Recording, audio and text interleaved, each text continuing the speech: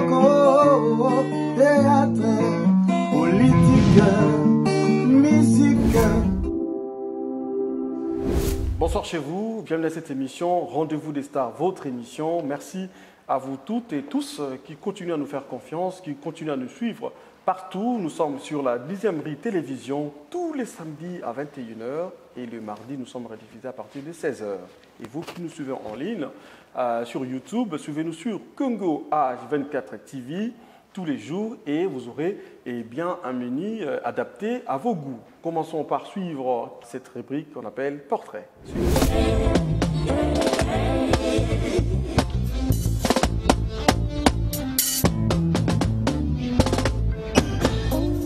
Félix Wazekwa, est-ce grave, est né le 14 septembre 1962 à Kinshasa, en République démocratique du Congo.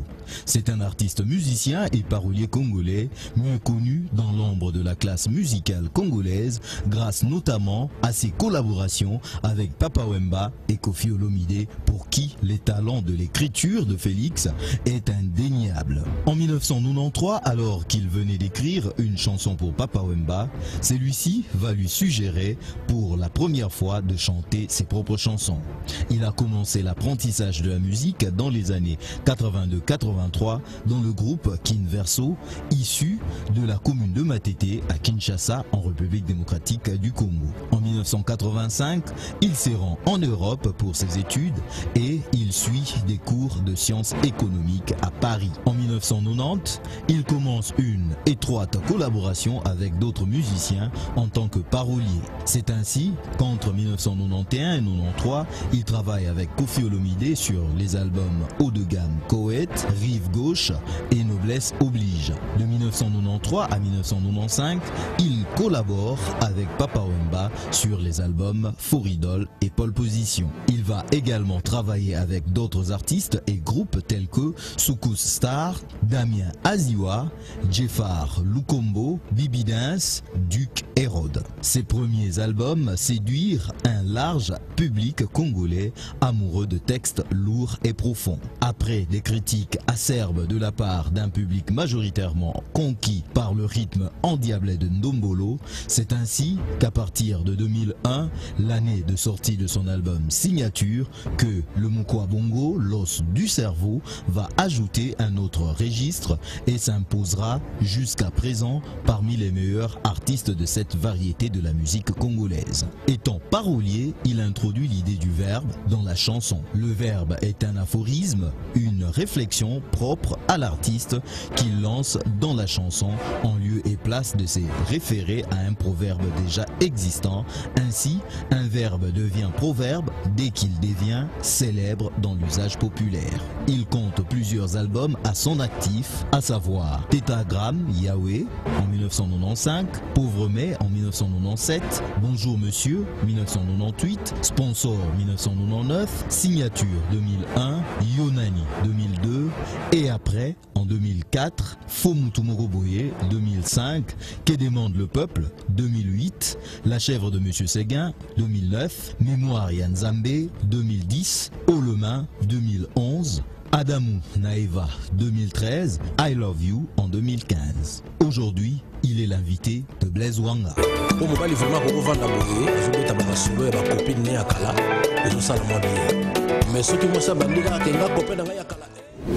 Voilà, nous venons de découvrir l'invité du jour, c'est notre cher Félix Wazekwa qui est votre invité, à qui je reçois pour vous. Je dis bonsoir Félix. Bonsoir Blaise.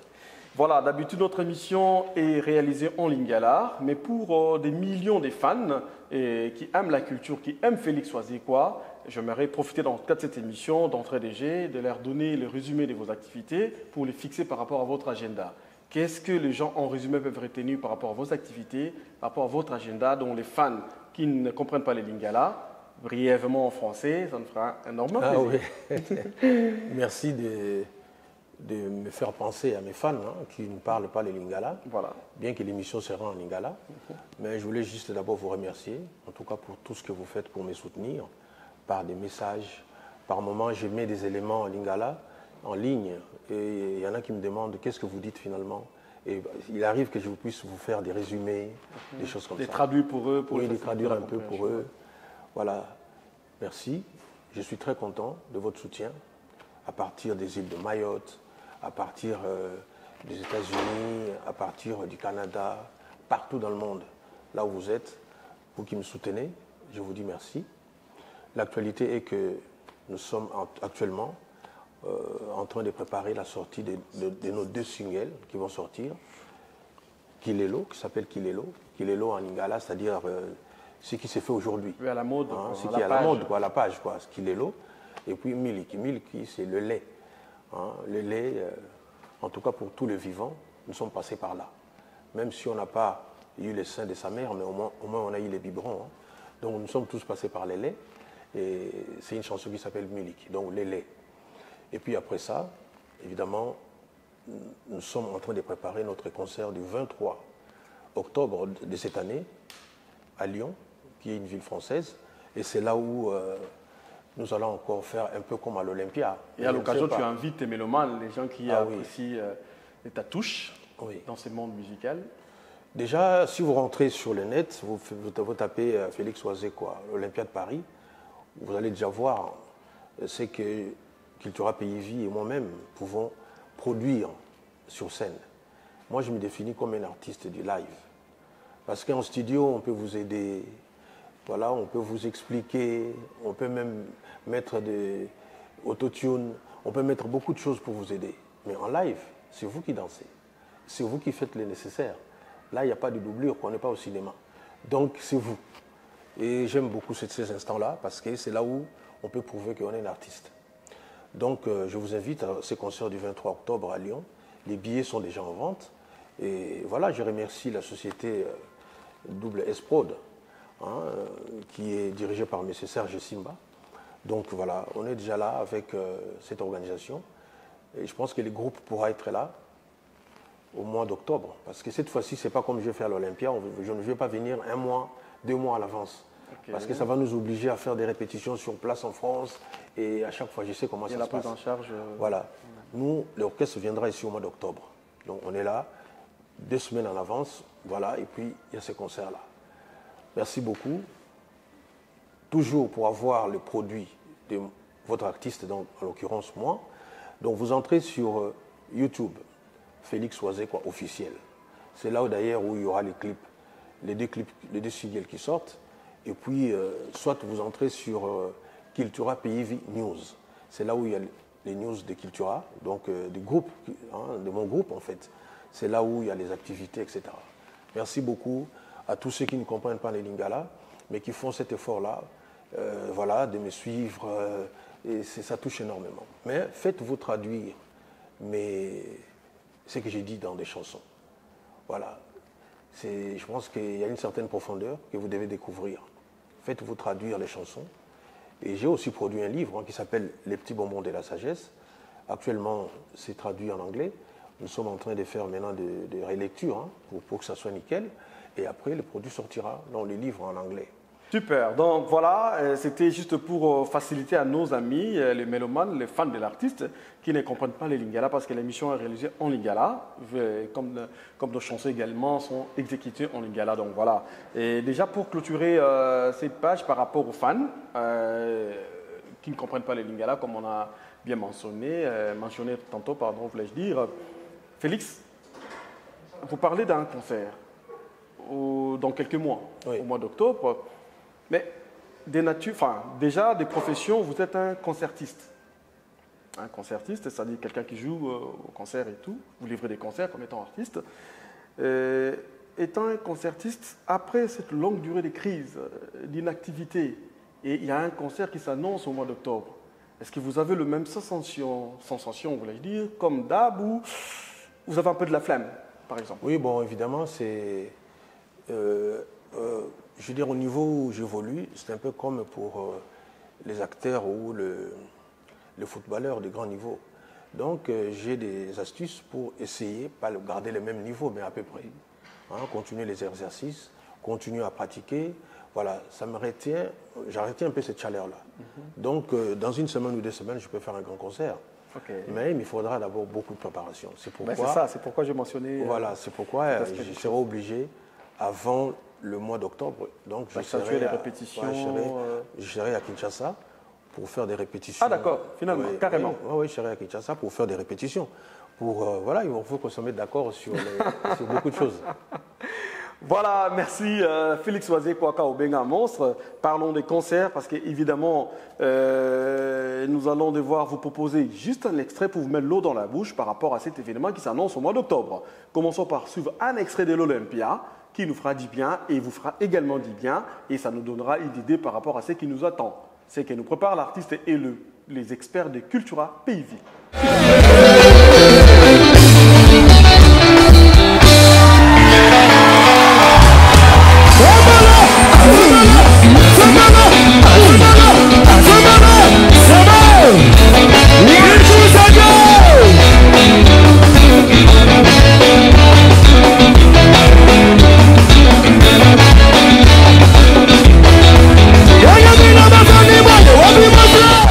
Nous venons de suivre un extrait de l'Olympia. Nous espérons avoir ce genre de spectacle. Niveau, on a toujours le bas, toujours compter vraiment en haut. Bon, toi, on a conféré d'experts dans sa culture. Ce n'est pas Fonseca Jordas qui va me contredire, même pas ma banga Yatalo. Voilà, toujours il a invité Nabiso, tout beau, tout mignon, tout frais, mais est-ce qu'au point de nous satisfaire comme ces filles à l'Olympia, toujours il voisait quoi? Voisait quoi? La bête qui question, on a battu Nabiso à Libanda parce que Toyebio, de Tozobeta, c'était Oza Makasi na scène. Oza vraiment Makasi na scène, parce que l'histoire, on n'en parle même pas. On n'en parle plus, parce que les preuves sont là. Mais, crise qui tant mort aux yeux, évidemment, on l'oublie, où tu as avancé, qu'on quitte la Kimpo, c'est aux ongles à niveau, mais crois-tu que nous aura un spectacle à hauteur de l'Olympia? Non, en tout cas, moi, en tant qu'artiste, on se compare toujours par rapport à Ngaïmoko. Donc, il faut tout le cas, tout ça, les lots, il est quand même Olympia. Et avantage, ils ont un concert au Salon à Lyon, ils ont à 2 heures du temps. Oh! Pour l'Olympia, tu m'as dit minuit, tu vas à 5 heures du matin. Le petit concert, il y a 5 heures du temps. Mais tu as obligé de se préparer ma casse parce qu'il fallait qu'on meuble le temps, surtout. Il y a une chorégraphie, il y a une belle. Mais ce que tu as la chorégraphie, on a mis Misuni Kaka. Donc, il y a 2 heures du temps, on a s'ennuyer. On s'ennuyer. Ça a un miracle, les autres, un miracle, les autres. Donc, vraiment, tout ça, un miracle. Maintenant, c'est là. Pas de CP là, tous avoir rendez-vous, tout retenir en agenda Nabiso, ils sont en octobre, le quel jour? Le 23 octobre. Le 23 octobre, na Olympia, na Olympia? Non, on a la salle la salle Moussous, mais à Lyon. Donc, la ville à Lyon, le 23 octobre, donc 23-10-2021. Donc, à nous au CAC.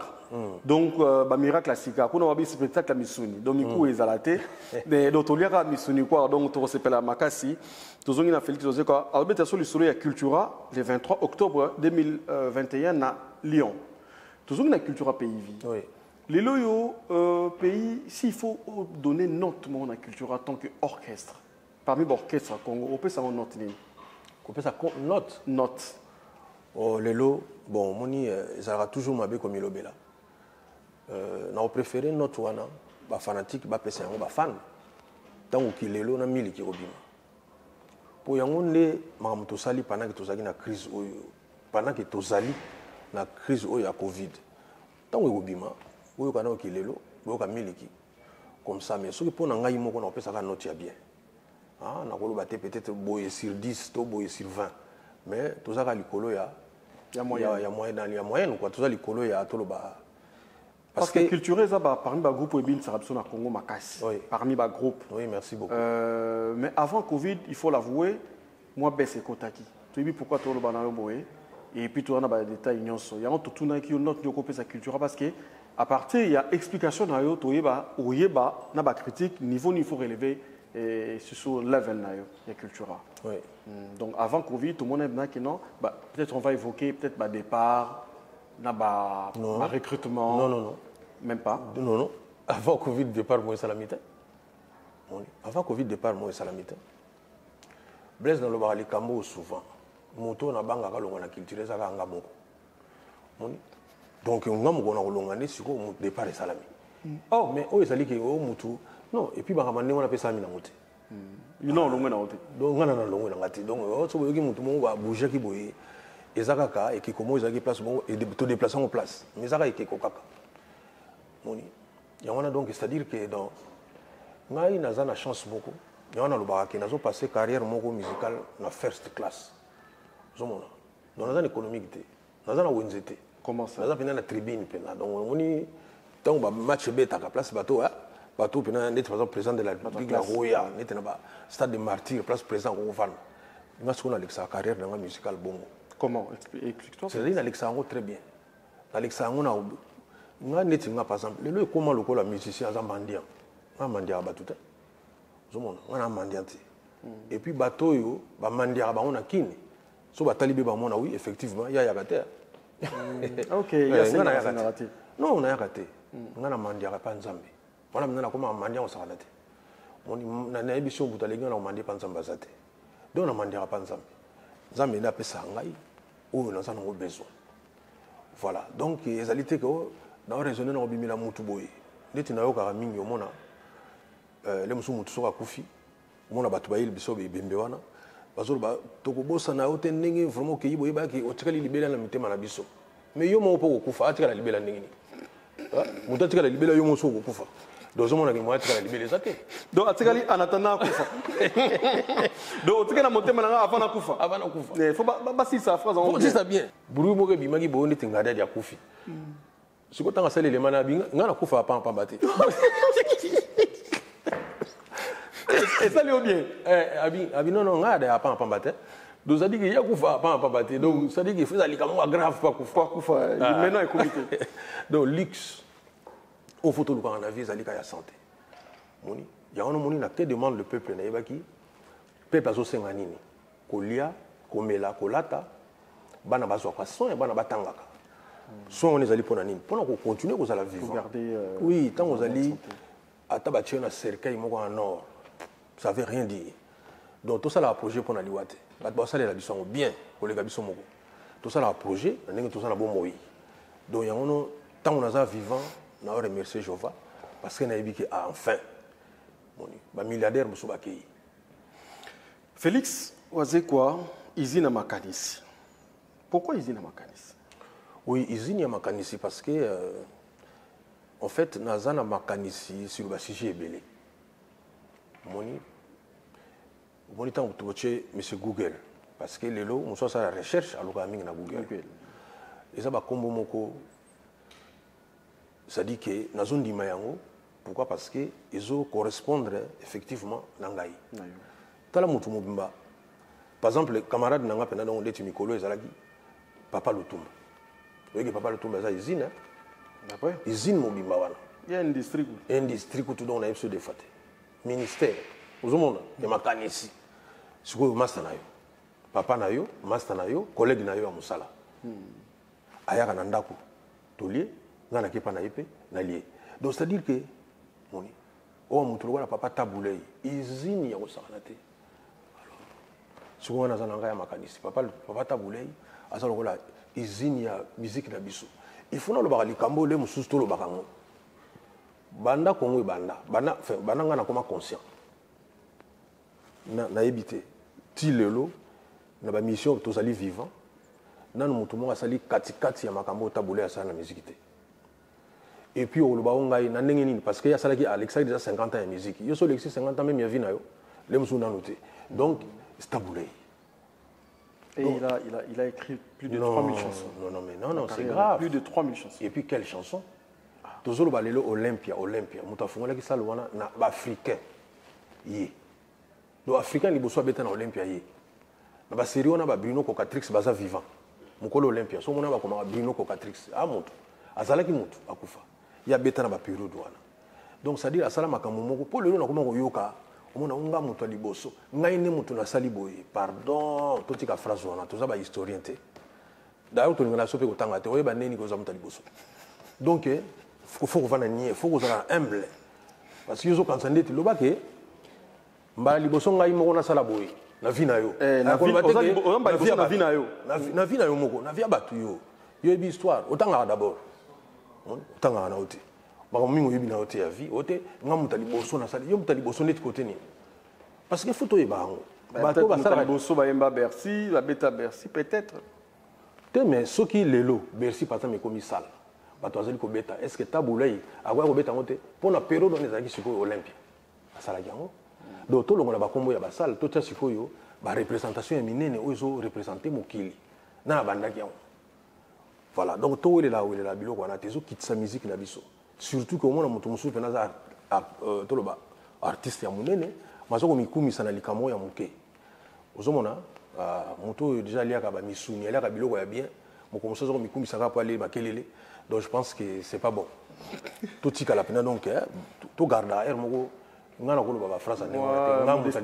modestie, c'est oui, important. Ça aide beaucoup. Conseiller artiste belé modestie alors. Modestie, tu sais que toi le belabiso. Et puis Christ a ça la formule moko lobi. Yo mi kiti ça ba tourner ba tombo là. OK.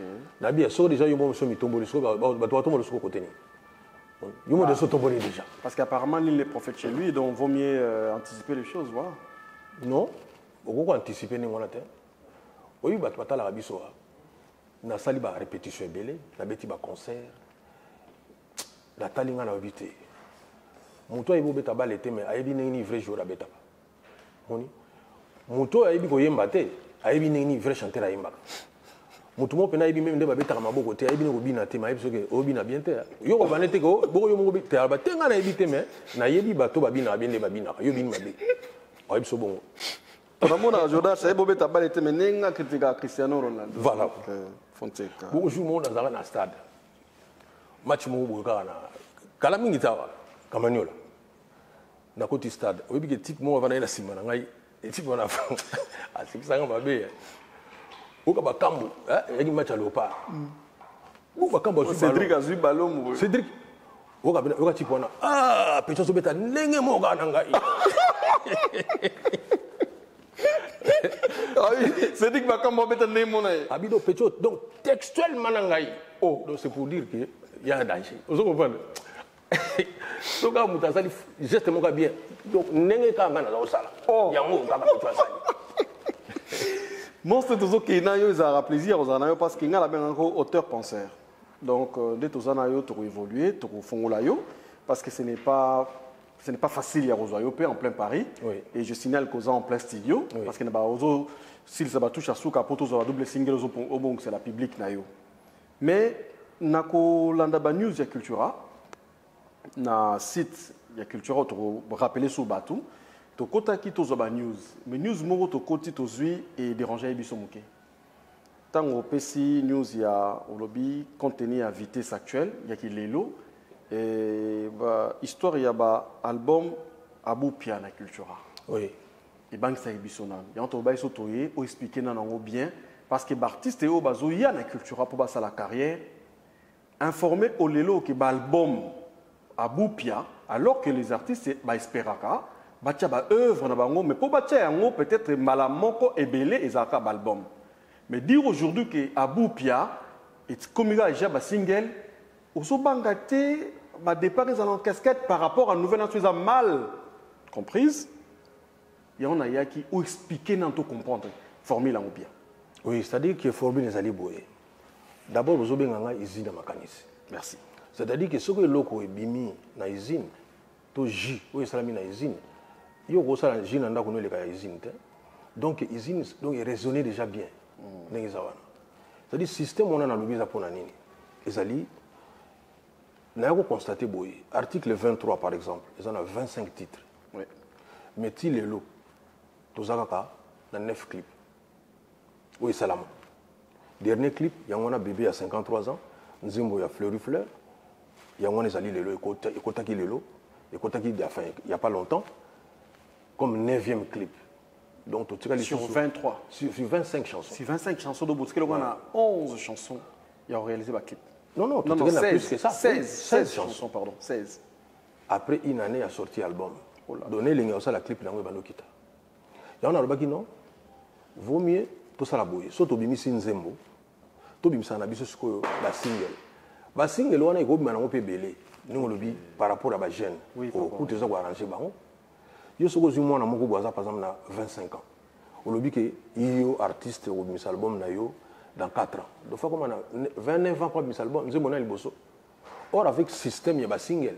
Tout de suite, à vous, puisque souci dans les alliés que nzembo na yo faut bimamba mon clip pardon donc système ya ba single les alliés nzembo mbala moko mapasa na clip et non na bimisika audio si malango tous mati non ba musicien culture pays vie baza na 5 chansons na article 23 à part Fleur ndenga bimisi nzembo na yi les clips ça na 2 chansons ils ont ba clip Kid Padel azana nzembo moko Drumer na biso nondo azana nzembo ouais ba clip là. Donc, vous avez la coûte contrainte. Avant d'entendre mon qui a produit l'article 23? Ngai. Ben, un producteur doit assurer. Hein? Non, parce que les aliboy. Banzembo oyo artiste monsieur Bazagotia. Nabi yo zali producteur. Mais en même temps, naza membre de la culture pays vie. Na yo kani siko na ba musicien. So boti banzembo na bino. Pour assumer. Pour assumer que ça les langues pour visibiliser le travail. Voilà parce que batbo ba bien que yo bisaki nzembo ndenge ni. Donc na bambongo yo zui. Gato mutu yo yembeli. To batbaye na ndenge ya ba dédicace. To pe na ba connaissance na yo. Faut to bango ke batu musu ba soutenir biso ba senga na mo pe dédicace ter. Ah batu so kanza ndeti so na soutenir artiste ezaka ndeti po asala nga dédicace. Non, nga pena na zwa pena ba masungi ya batu musu pe aza kutu abitete wase kona bomba ngai omona ngana yembaka mingi Promedis ezali clinique esika ba musicien bazoka soin clinique on a Promedis ezali presque partout na Kisasa eza ona na Limete na 10e rue ezali na Gombe ezali na Ngalema eza un peu partout donc so musicien vandaka onga fana kota Ngalema soko beli keneka na Promedis na vana na Gombe kenepeka na Promedis bref mais moko na ngwazali omona na suka kaka na Promedis mais moko na ngoko mona ezali mais ayibisanga le bité ko ba komona ngati voilà donc c'est pour dire que ba nyo surtout ba approcher ba musicien mais soupe ba ya kan esprit que loko ya sali e bana to likambo moko botope na souci kaka aider yo omoni na sina yo kwa sango moi na tanga ba kombo ezali te eza na artiste mo ya mboka na biso mutu mo pena boye apesa pena héritage omoni. Okay. Ah, exactement que donc héritage alinga musala na ye c'est pela na musala na ye abino na pesio héritage yemo artiste en place azali oyeba pena ah bon ayebili solo ndenge donc c'est dire que bato bebe ba soutenir biso voilà donc il faut pénaliser ko ba musicien te pour to ko yede bango siko ne bazawana babi ke single ko bima à tout moment ozomona te ke ndenge lelo ki lelo ezobima na miliki kasi yo kucha mamonze mona opezanga na nzembo na zape prena sala clip tokoti mamon studio donc je pense que ezali mieux ndenge wana que kobimisa ba audio kaka bozela ba clip ba série wana ezaki ba série ya kala moni bozoka nzembo za iko ezanga clip bomo na normal bozoka nzembo ya tabulei bozomo na normal ba nzembo ba lwambo ezaki na ba clip te to continuer ka ndenge wana lelo ba to s'adapter na temps faut s'adapter na temps lelo mais ne crois pas que ça peut d'un côté occasionner l'anarchie au sein du groupe parce que comme tu as apte à prêter mais puisque tu as des moyens à clip vite fait à prêter nani c'est-à-dire à prêter chanson à tam sous pas te occasion tu place to bongisa yango na te nzembo so bimi na culture pays vie c'est que bonga déjà ezala toujours na touche ya culture pays vie ngape lo na za membre ya culture pays vie donc na ko chaper ezili pe fo sala mon que bon nzembo ya ezali boye nzembo so ninga yaka donc comme après, mon senti que oui, et où tu n'as parlons de Cultura avant tout parce que na yomogo on a casquette témé belé tu reçois tant tu s'approvisionner vraiment na qui Félix oise quoi izina makanisi pour nato continuer ko épuiser dans nos carnets à Cultura et na ba mikolele kaki avant ou pendant le confinement je pense tu yoka ki ba rumeur rebelle sur ba retour ya ba ancien ba kenda ba recrutement ya ba toasika.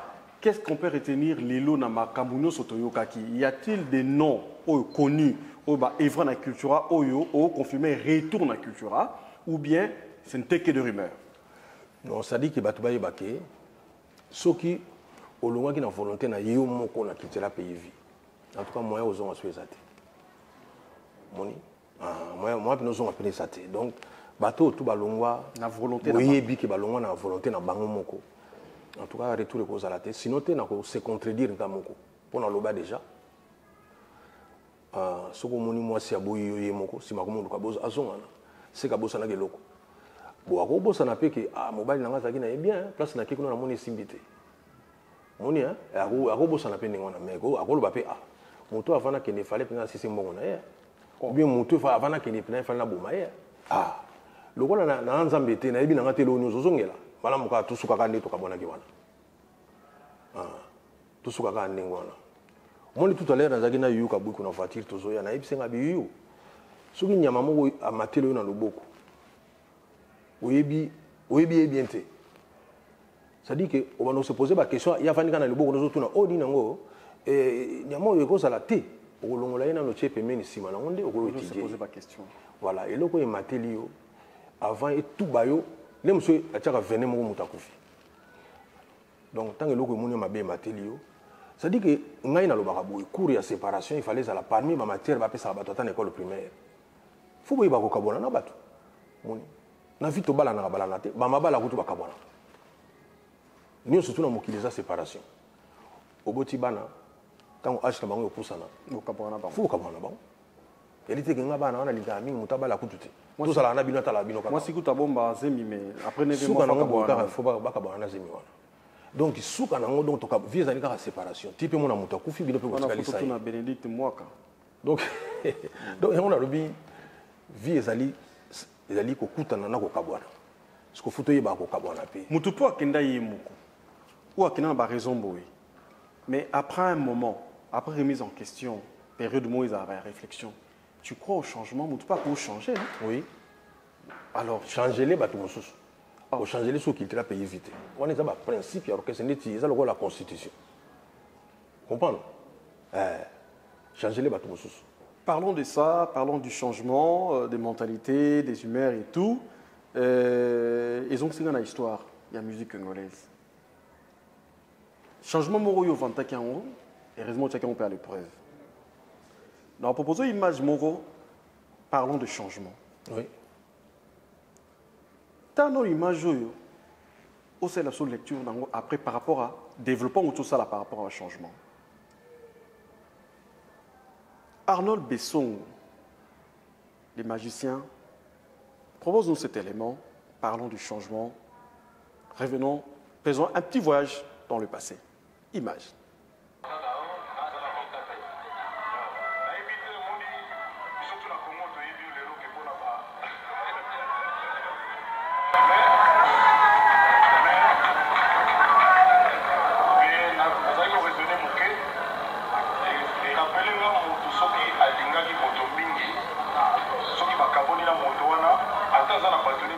Voilà, Kaobinga Monstre, toute usine à Makanisi, tout l'élément on a par rapport à développement tout ça là. Lecture au ça là par rapport à un changement. Oui, ça l'est bien. Nous avons moni de Molanga Kofi Olomide. Ça l'est bien. Nous avons bien payé nous on a fait tel chuma ngazaki wana. Na moni Magushi. Alinga yo kanga biso photo bato. Maître Magushi na pese mbote pasali. Voilà donc non, na CP liming l'élément moni. Je m'attendais pas. Après autant d'années. Après tant d'années, il est déjà bas. Bon bah parce que c'est depuis 2005-2006. 16 ans. Oui, il est qui est Oumeli. Voilà et puis au moins maintenant que ça va quoi, bah ma boum ça tout droit. On est sur na yangana oyayi, on dirait les humains amis. Non, donc ça va, ça nous a plaisir. Mais par rapport à la question là, c'est-à-dire que autour de la sincérité, voilà. Pour Nanini, moi je pense que. Vous avez battu dans l'épreuve. Oui, moi je pense que Ndekonanga Sali il faut rebeller. Moni, Sali il faut rebeller. Même dernièrement, là, on a une émission moko. Tant que papa n'a pas koufagi, n'a été souvent dans le baptême de l'Obaki, à l'Obi que non, Zamba Ali Bosso, dans le Bakomo Naye, Boye, tout ça. Comment on va dire quoi? Mais tant que papa koufagi, n'a n'a présenté quoi présenté ma condoléance. Alors que Boye que tout ça, n'a pas tiraillement. Mais bateau n'a pas rendu télé tout ça, tiraillement vraiment. Voilà. Non, je pense que Ndekonanga Sali il faut rebeller. Voilà. Il faut tout reconnaître que c'est parmi nos grands artistes Yamboka wana. Moni. On dit mutu ata besoin d'un problème na yi. So la Bible vous obisa sola bien, web ça va tout que bozoka sur mabe hein. Bozoka. Te abana mino vraiment yo suko ozana problème tina zolo. Et loko mutu asali ezali bien. Yo ça va tout que bozoka sur mabe, bozoka, bozatanga na olamba. Et ça madame Maïle à sala biso na mabilo mususu moyen oboya pena tina suka exact nous reconnaître basola ndeko nous avons kitoko so beta on expliquer ba tuteke bozoka ndule fondule non donc ndeko nanga sala musala na bien problème na ina sida lobango tina na bandela musute alika ke comportement na na français ba benga versatilité c'est-à-dire mutu mwazali versatile c'est-à-dire ka changer ka ba vie bon besoin battre sikoyo ezali ndenge nini mais na Congo tout ça n'a besoin voilà tout ça n'a besoin moi je pense que oui sincèrement à ça là qui est fort mais le coup là est fort les a toujours à biso bato au ça là on tient un moment moko boy olembina chasser les naturels il revient au galop les ongela na punda non on a besoin les monsieur on a punda mais en tout cas tant que fort côté fort ça là fort en tant qu'artiste solo la blog on a sur la blog on est des fois mais comment ceux qui le boy Koffi Olomide na éviter vous comprenez na éviter donc ils allaient ndenge wana et puis photo yebango biso ba artiste biso tout on a ba défaut ya on a linga kokota na vie privée na batute parce que okuta pena ba défaut ya biso nyonso batu ba yoka ande banzemo na biso moni koto ko mona ba défaut problème on ezali ya biso na Congo ya luka koyeba nani yango azali nani yango par rapport ya bazeko moni lelo nga nazotambola par exemple nazana Diamantino azana totambola naye mais ça na batu ba linga Diamantino te bazali donc so je peux Diamantino mabanga talo mais pemena bazeko et puis nga na baye bazeko vraiment ka pona je peux Diamantino ka pona mabanga talo vraiment so bozoka problème moko boye po kala avec diamantaire oteka ba diamant ba nini ozomona bat basima mina mbongo na Paris bango ozo comprendre tala comment mutu tikala déjà ka Diamantino diamant donc sondage Fonseca ba esima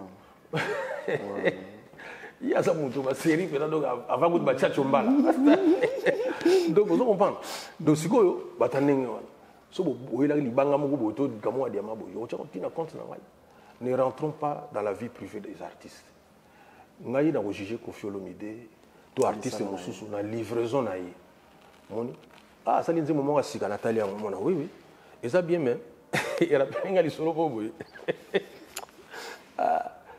ta on a eu poto sika wala na kutene même na Koffi Olomide te na kutene pe na papa wimbate to vani bona ba 85 86 on a peut-être qu'on fait autour de ça diva bani banzebo venir ça ba tout bien à Paris on a ba sira ba vinyle quoi ce qu'on dit moment za obeta na faina ba cousin na ngai Raoul Lamba na Remi Ntimba obinze mozo beta ko place moko boye ngana bi moni place so ba sala ki boye lingo za susu bien mama na ngai na memi ngam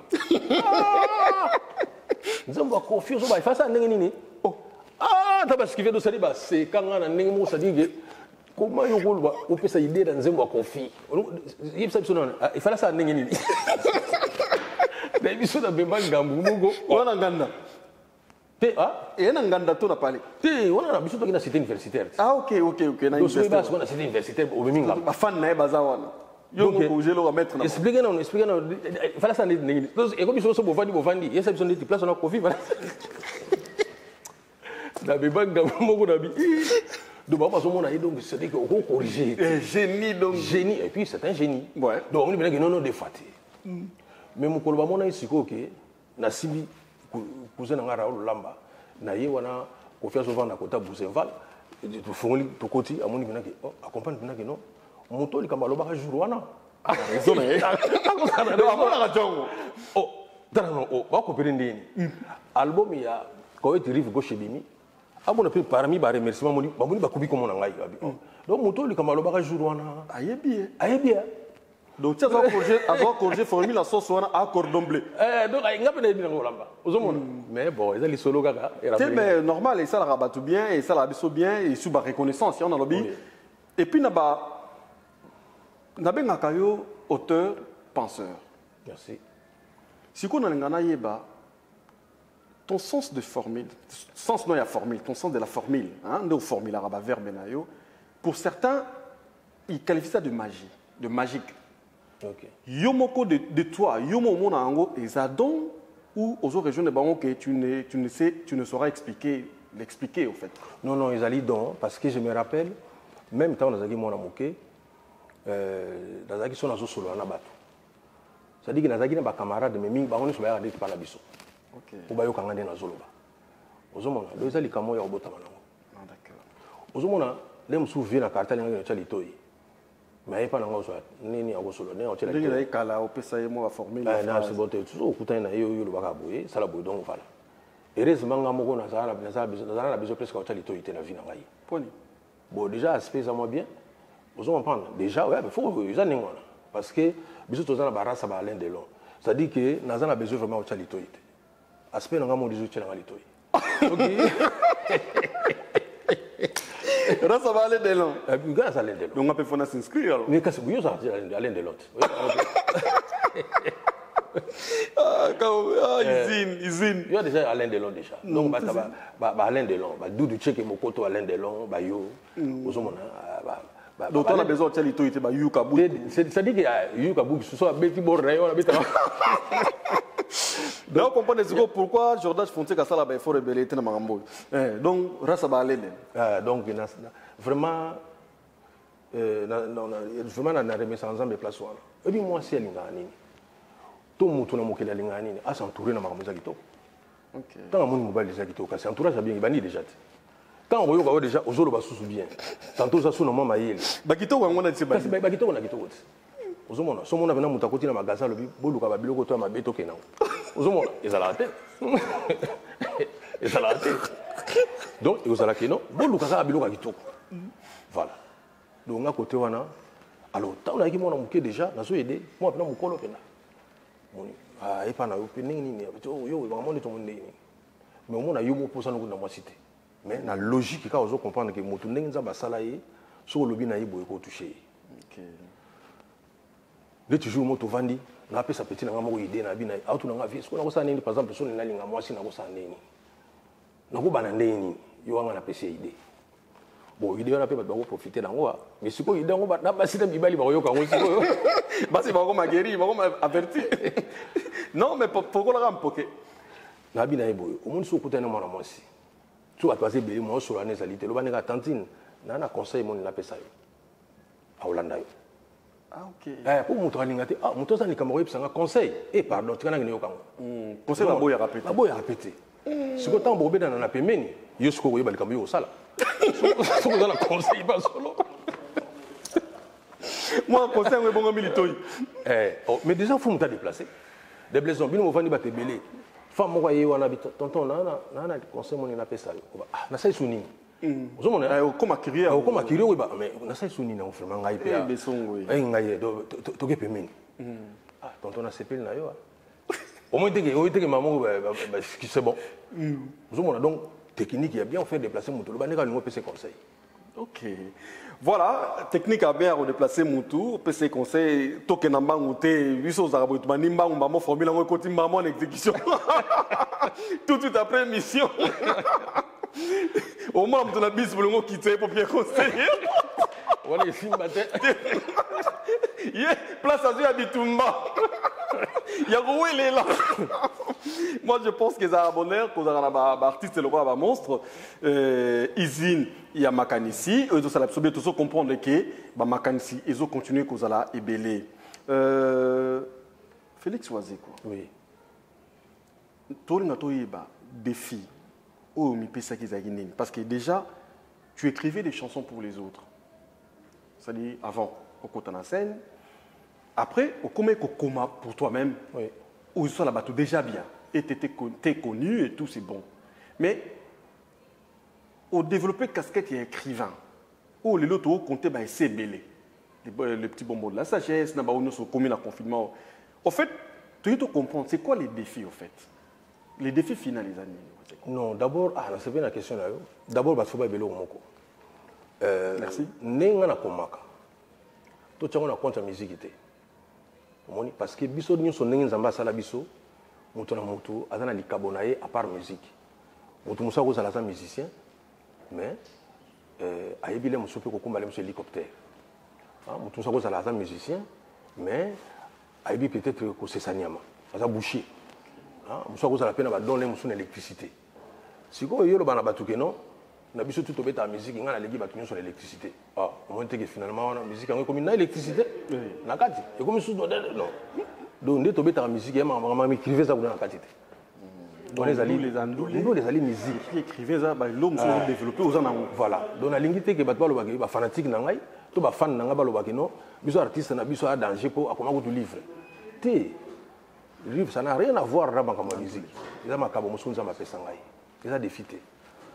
Donc les alliés que ils ont parmi ba don za mapesa nga fona salela, sinon té et aux alamabe. Au moins temps to vani na yo na chambre pour juste suite à un hôtel. Mais elle comme en bourse. Ah, donc rendez-vous des stars bourse à l'école. C'est ça bien parce que au tient na ba condition moi bien pendant qu'on a l'émission. À l'aise. Voilà. On a la même usine à Makanis. Vraiment moni air moko so remarquer que mona la BBC portable na ngai. Même so nazo koma na livre. Moni idée moko yelinga nazo koma on peine en français déjà libella. Moni donc voilà, ça dit que na koma partout. Na go garer même voiture kaka pona na koma idée moko yé. Donc non, défi exacté, ils ont dit que ceux qui m'acanisent yelinga font na koma. Livre oh le petit bonbon de la sagesse, il fallait bimana 300 400 pages. Ils ont un fanatique moi benga ngai, bakomela nga bi présent soko tsango munene mingi ya koma la Bible, to yebi que ça na valeur mais moyen mutatanga ba ndeli sukate ko leki munene. OK. Yangona bimisaka muke kaka yango bimana 153 pages. Donc mais suite nango les ali nango déjà. Donc on aura suite wana na ba ona zoko malelo yango ne ko bima. Et puis na livre nazo sala il y a grammaire. Il y a grammaire. Très important. Très important. Donc, on en a vraiment besoin. Nous avons constaté le nini. On a s'adresser à Bakonzi Mboka. Nous avons s'adresser à Bakonzi Mboka Bota Langai. Quand Langai au Bozolanda au Boy, Naibi moi grammaire moké. Ce qu'on a voyé bananga na lobinini. Ba makamomi etungi saka bana na biso le lobazoke na classe. Ti ba komi na université. Na bino monde aussi sa ba classe. Ba makamomi etungi saka biso wana ezalika ba expliquer biso ngabe. To explication nga ezaliki moi passi. Ce qu'on a trouvé qui bastis ndingi dans ko expliquer ngopé et comme elengi. OK. Moni. Na dans nazokola, au mona mathématiques bazo expliquer biso ezaka pour fungola l'esprit. So amaso bazo ba déjà ba noa, donc azo nga esprit c'est fungama bona ke ne kura math poani. Zomona. Wana ba déjà no esprit fungama na timba. Siko na ke ne fungisa so esprit na pona comme nini na. Donc yangona te mathématiques ezali langage. Bato amona ngo passi mais so kutene na moto yo azo expliquer bien banu luka écoute yeb sanga na siko nditi nini mathématiques eza parmi ba cours facile mais et comment passer pour la explication ya passi. OK. Grammaire pe comment passer pour la explication ya passi. Ya na lo bagite il faut na comme livre moko pour na sepel sabato. Moni na sepel sabato ba sepela. Et là nazo singa kaka ba konzi mboka baza l'attentif da ba projet de Tiaboué. Moni il te faut quoi pour qu'on livre voilà. Je pense. On a besoin de monsieur à dessinateur. Moni. On a besoin place monsieur aux alba dessin. Pour me trouver à comprendre bien. OK. Voilà pour moi on n'a pas comprendre moi on dessin. En fait le plus grand problème c'est l'explication en fait. Explication donc ça dit que soko bosani yango soko commence en anko. Ozomona obosa na ko pena obosa ndini parce que ndenge na expliquer ba biloko wana. Mais le tout ça biso banda kala tete. Et tout ça biloko pour ba expliquer ki mabe. Voilà, effort na ngande yango wana. Donc ils a défité nazo senga pa ba konzamboka. Moni ba projet boko cha ba moyen yango yo. Artiste wa lobby pour un moment on a comme écrivain. Écrivain wa lobby que il y a ko pimisa livre moi ko expliquer makamingo compliqué ba tout. Ministère de la culture donc plutôt ministère na biso ya enseignement. Kasi ba makamu faut s'intéresser na yango. Voilà. Hein? Bato bazana ba poste o itali makamu ki ba na biso faut batanga bien. Au monico to la bamba bana na biso ba ban en or tant ba explication na biso comme en or te ba zaka na ba difficulté ya biloko wana eza na kama ba explication. OK. To za na monde explication moto akumba avion ba expliquer ki kaka ayaki ta sala avion na yemoko ayebi ndenge yemo akumba ngo te ba expliquer tellement ba expliquer ki mingi akuma mat avion yango na nga okumba avion oh ba tumusu ba ne to ba Thomas Pesquet ba kuna na nini ba pesa mo ka ba espace donc eza na ba explication. Tout dans le monde de explication. Beaucoup on a bien le côté. Donc difficulté au tombé la difficulté zarara manque d'explication. Manque d'explication. Ça c'est très bien à Félix Oisé. Donc insuffisance avec explication. Voilà. Ça c'est bien dit parce qu'il y a des explications mais insuffisantes. Voilà. Ça c'est super. Donc toujours continuer à Ici na Makanisi, je pense tout le monde a tiré par Naïe et toujours ils ont la biso bien à moment où notre bail n'a toujours rassuré biso toujours l'exa top moment na Izina Makanesiki, Félix Wazekwa, artiste congolais, moi j'avais un auteur penseur, donc pourquoi tu as détaillé en Onaye et Azaïmo comme source, il y a éclairci certaines zones d'ombre dans des Tozana Awa. Mais dans le cadre de la logique de l'émission, Tozana a rubrique avant de changer registre, parce que tu as un peu tout, hein, parce que tu parlais du Congo, tu parles de la politique, d'actualité, que ce soit politique ou musicale ou sociale également, parce que c'est bazar, mais les chansons on a fait sociaux, on va encore parler en gros, mais restons dans la musique avant de changer registre.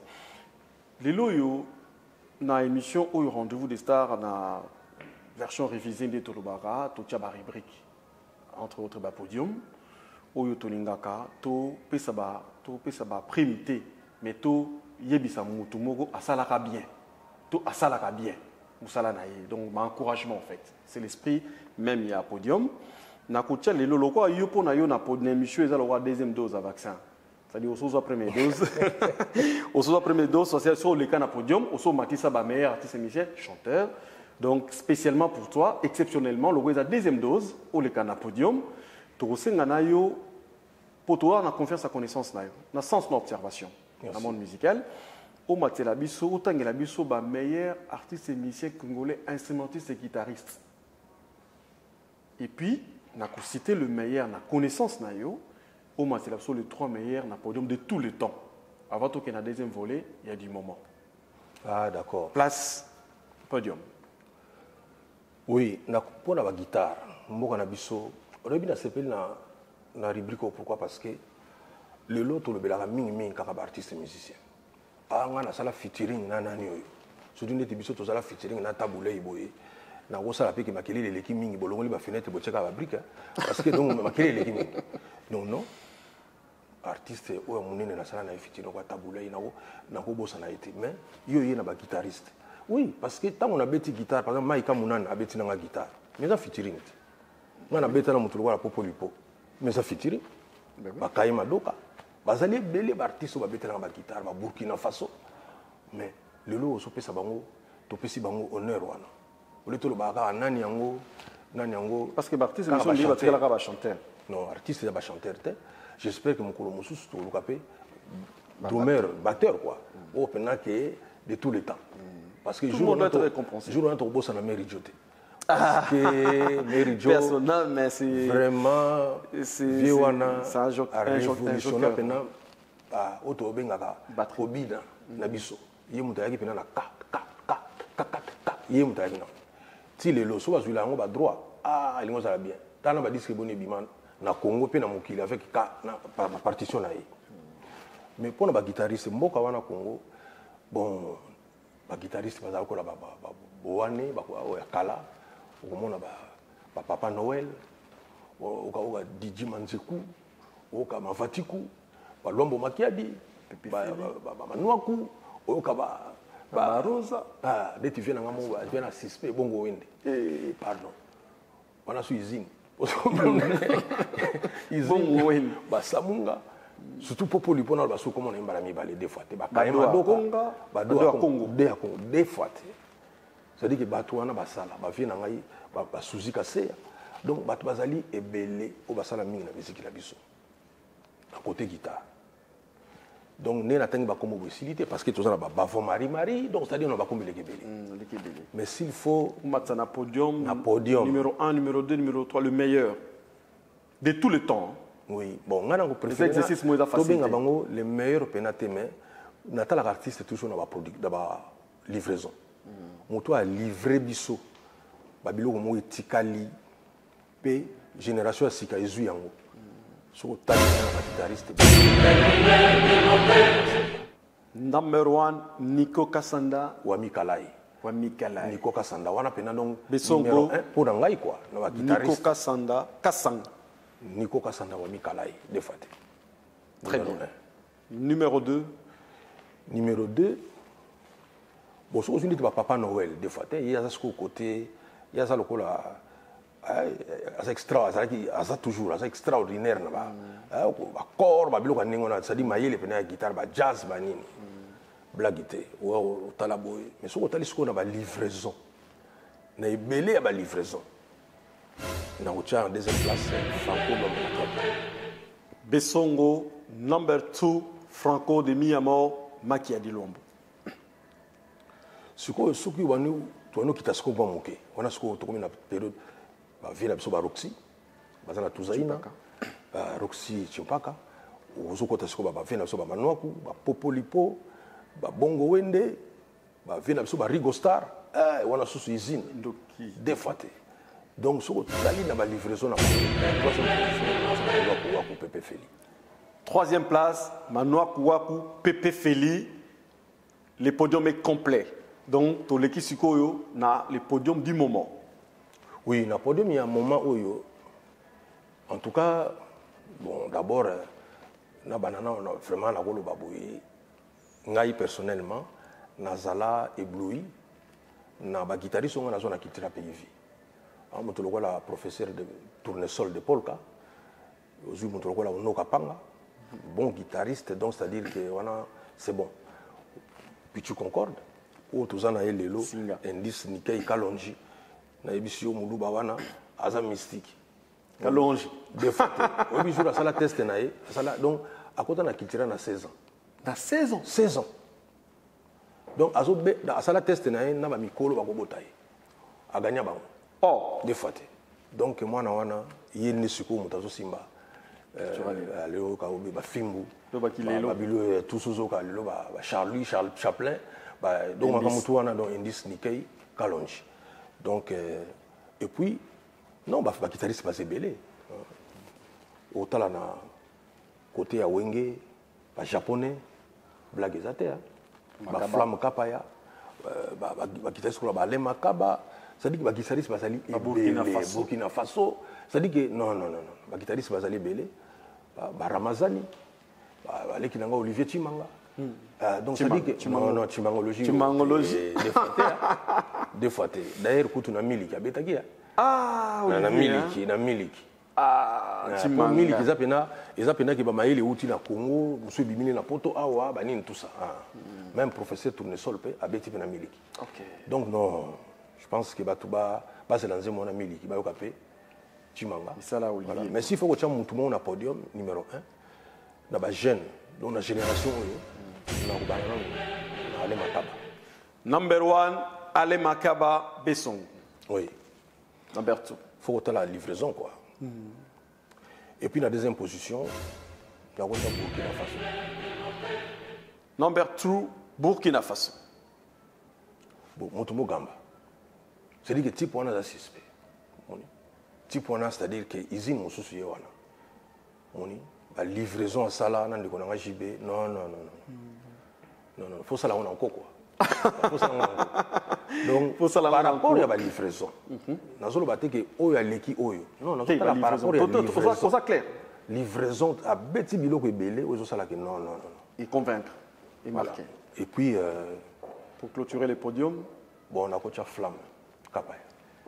Troisième place, Flamme Kapaya et le podium est complet. Oui. Donc je pense qu'il y a le meilleur, mais le podium, il faut qu'il y ait 3. Il faut qu'il y ait 3 personnes. Donc, mais ça dit que il y a des DDD. Mais il faut qu'il y ait 3 moko. Donc nous avons tali na livraison, nous avons aller Makaba à révolutionner qui vraiment période douana. Tant que ta guitare, mais aller Makaba. En plus il y a soit ça nous ça balade de l'eau. Donc ça il serait. Ah il pas dans la liste balade. Ah la liste balade. Un collectif il fait partie du collectif. Donc azo beta guitare na ki alain delon donc nous sommes ça et bien aller à Makaba so azo beta guitare ka sandeti ye muta obeta te parce que tellement beauté les guitares ka mutu muta obeta là donc na te ye ka muta obeta donc allez Makaba Azali place Azali non il m'a beaucoup impressionné ce garçon non c'est extraordinaire. Voilà, nous continuons. Là, nous venons de clôturer notre rubrique, c'est-à-dire le podium, c'est-à-dire les 2 podiums du moment et échanger, c'est-à-dire de tous les temps, avec notre invité qui nous a fait part de sa connaissance, de son sens d'observation par rapport à cette rubrique dans le monde musical. Oui, ça lui saute bien. Je pense que tu apprendre aussi, tu as la musique, mais tu as raté le miracle, ça la manasima. Parce que tu se contentes en un miroir, tout le monde dans la vitrine, et tu as raté que même dans la vitrine, tout le monde est rendu à échantillon. Et stock est rendu dans la carte. Et vers BP, donc quand on a un système, ils ont kenné tout ça Félix Wazé quoi, easy na makanisi, autour kenda, mais pendant le confinement, s'il faut le dire, Nazobeta c'était aux concentrés, c'était parce que et aux qui habitués à un concert. Mais au Vanda PT, en même temps, on a la casquette d'écrivain, où il a avancé également, heureusement. Au moment où ils ont malade pour faire avancer la casquette, on a sous. Mais on a une œuvre pour 1000 kezoya. Mais une œuvre observée qui pendant le confinement, on a la musique congolaise, dans l'univers. Une œuvre nous, malgré le confinement, est impressionnant. Les blaisons, je me suis tout le monde ne peut pas concours à dictée française dans n'importe qui, même un politicien dans un cas. N'importe quel intellectuel, il y a une dictée française. Le défi est lancé, tout ça là en haut. Dictée française, caca, tout comment? N'importe quel intellectuel.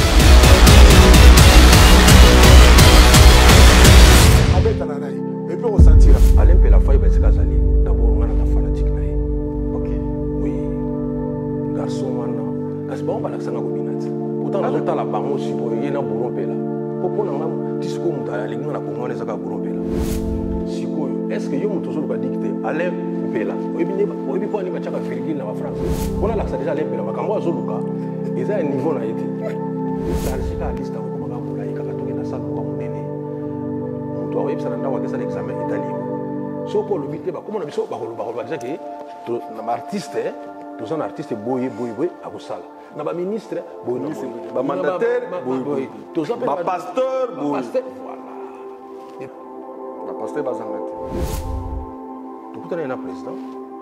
Dernièrement, on a organisé un forum, forum, nous, là, ça débat. Il y a un forum sur l'électricité. Là, il vient à M. Edingwe, Maman Tchalamouana, Tata, Saï, na des femmes. Il n'y a pas de problème. Il y a un forum, il y a un débat. Il y a un débat. On a un forum, on a dit forum. Donc, ça dit que bon.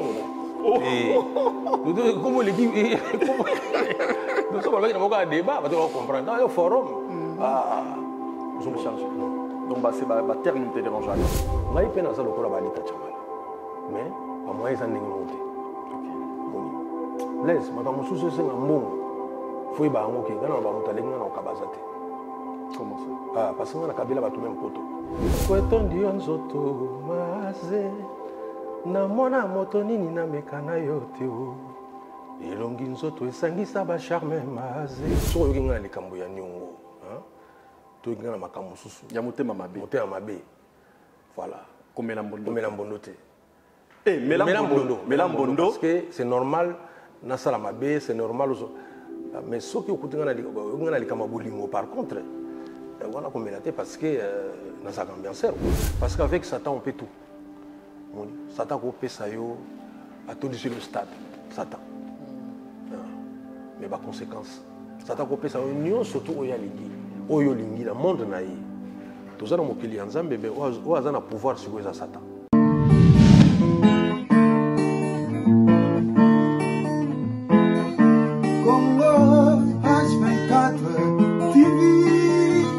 Information qui toque, musique, politique, théâtre, divers, abonnez-vous. Congo H24 TV, information qui toque, théâtre,